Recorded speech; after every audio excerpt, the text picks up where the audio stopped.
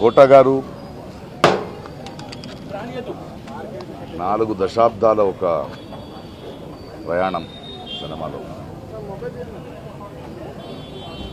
నేను తెలుగు ఇండస్ట్రీకి వచ్చే ముందు బెంగళూరు నుంచి ఆయన సినిమాలు చూసేవాడిని. ఆయన తీక్ష్ణత, ఆయన ఇంటెన్సిటీ చాలా ఇన్ఫ్లుయెన్స్ చేసింది. ఆ తర్వాత వచ్చి 2-3 దశాబ్దాలుగా ఆయనతో పనిచేసిన అనుభవం, ఎన్నో సినిమాలు. చాలా విశిష్టమైన వ్యక్తి, అందరికి నచ్చడు. ఎందుకంటే నాకు తెలిసి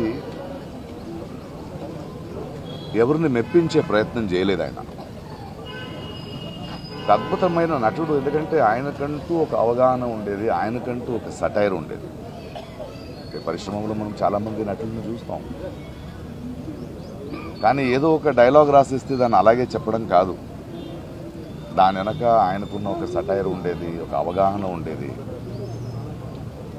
ఆయనది ఒక ప్రెజెన్స్ నాకు చాలా నచ్చేది. ఆయన ఎవరిని వదిలిపెట్టాడు. ఎలాంటి మనిషి అంటే, అనయ్య అంబేద్కర్ అనే సినిమా రిలీజ్ అయ్యింది, ఎందుకో జనాలు చూడట్లేదు అంటే, ఏం లేదు ప్రకాష్, అది ముందు అంబేద్కర్ ఒక కటౌట్ పెట్టారు, ఆయన అక్కడెక్కడో చేయి చూపిస్తుంటే అక్కడ వెళ్ళిపోయారు. అంటే ఎటకారం కాదు అది. అలాంటి మంచి సినిమా చూడరు వీళ్ళు అనే ఒక ఆవేదన ఆయనలో ఉండేది. ఆయన నిరంతరంగా ఆయనలో చూసింది నేను, తెలుగు భాష, తెలుగు నటీనటులు, తెలుగు ప్రతిభలకి అంత పెద్ద ఎత్తున ఛాన్స్ దొరకట్లేదు.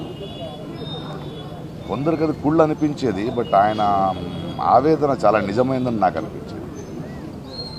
ఒకసారి ఎవరో అడిగారు, ప్రకాష్ రాజ్ గారు పరభాష నటుడు కాదంటే, కాదండి, బట్ ఆయన తెలుగు నేర్చుకున్నాడు కదా, మనోడు అయిపోయాడు కదా. ఆయనకు అదొకటి ఉండేది. ఎందుకంటే నా భాషని తప్పుగా ఎవరో పలకిస్తారు, అనవసరంగా మన అవకాశాలను తీసుకెళ్ళిపోతారు అనేది చాలా నచ్చింది ఆయనది. సెటైర్లు నా మీద కూడా వేసేవాడు ఆయన. నేను చాలా హ్యాపీగా దాన్ని తీసుకునేవాడిని. ఎందుకంటే ఆ పెద్దరికం, ఎవరి గురించి అయినా ముక్కుసూటిగా కమెంట్ చేసే చనువు ఆయనకి సంపాదించుకున్న వ్యక్తి. పోయిన సంవత్సరం షూటింగ్లో నేను, ఆలీ, బ్రహ్మానందము, బ్రహ్మాజీ మనమందరూ ఉన్నప్పుడు నాకెందుకో ఆయన చాలా గుర్తొచ్చి, ఎక్కడా కోట గారు అన్న. లేదు, ఈ మధ్య ఆయనకు ఒంట్లో బాగాలేదు, కొన్ని రోజులు సినిమా చేయట్లేదంటే నిన్ను ఫోన్ చేశాను. ఏం చేస్తున్నావు? ప్రకాష్ చెప్పు. అలా కాదు, ఒంట్లో బాగలేదన్నారు, షూటింగ్ లేదన్నారు, ఇంట్లో ఏం చేస్తున్నారు, బండి పంపిస్తాను రండి అన్న. ప్రొడక్షన్ నుంచి బండి పంపించాను, ఆయన వచ్చారు. వచ్చి సరదాగా ఆయన మన సెట్లో కూర్చొని మాట్లాడుతూ బ్రహ్మానందంగా అందరితో మాట్లాడి ఆనందం చూశాను. నేను ఫోన్ చేశాను, ఈవినింగ్ వెళ్ళాడు. ఆ తర్వాత కూడా 2-3 సార్లు నేను ఏదో అవసరం ఉన్నప్పుడు ఫోన్ చేస్తే మాట్లాడేవాడు. చాలా అద్భుతమైన నటుడు. తెలుగు సినిమా, తెలుగు జాతి గర్వించదగ్గ ఒక కళాకారుడు. ఆయన చేయాల్సింది, ఆయన పాత్రలు మనం మర్చిపోలేము, ఆయన సటైర్లు మర్చిపోలేము. తన జీవితంలో ఇంట్లో చాలా పెయిన్ చూసిన ఆ నొప్పిని ఎప్పుడూ బయట ఒక మెలోడ్రామాగా ఆయన వాడుకోలేదు. తనంటూ ఒక వ్యక్తిత్వం. అలాంటి వ్యక్తులు నాకు చాలా ఇష్టం. ఎందుకంటే అజాత శత్రువుగా అందరికీ నచ్చే బతకడం కన్నా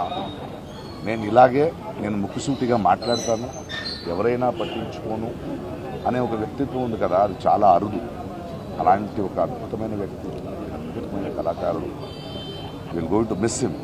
బట్ ఆయన మన తెలుగు పరిశ్రమకి, ప్రేక్షకులకి ఇచ్చిన అద్భుతమైన పాత్రలు, ఆ మూలంగా ఆయన చేసిన పనులు, ఆయన చెప్పిన కథలు ఎప్పుడూ గుర్తుంటాయి. థ్యాంక్ యూ కోట గారు for everything. We love you.